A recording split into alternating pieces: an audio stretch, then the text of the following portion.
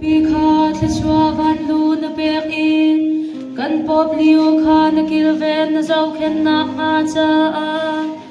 boy pa sin kha cham u si boy ka kan cha cham na run kan nai pya ko kan tu khala smi kan bishop Lucius Rekung chura kil khoyola nami puntla lam han dam han in troi theina ding in le pui thiam brada sister le pathian tu sir tu sia poli na du na making nan chuan theina ding in boy panin khata musi boy pa kan kha cham na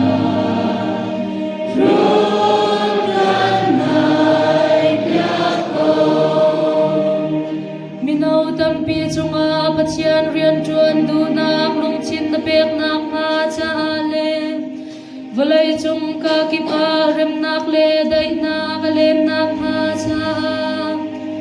boy pa sen kha cham u si boy pa kan kha cham na run kan nai pya ko atu mi sa sung na sung ya tel tu na pol chu zum na rosan na le du don na sung yan hit ko ring thai na ding in le pol bi si na suang mi ol na pol tla chu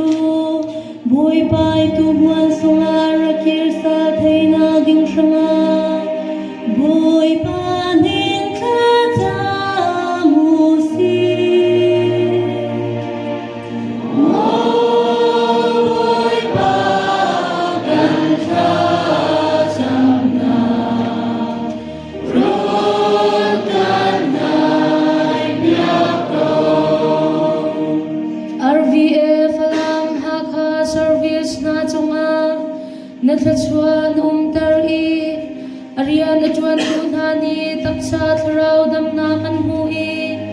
na thong chabia kha kau chin chin in an phuan kho na nga cha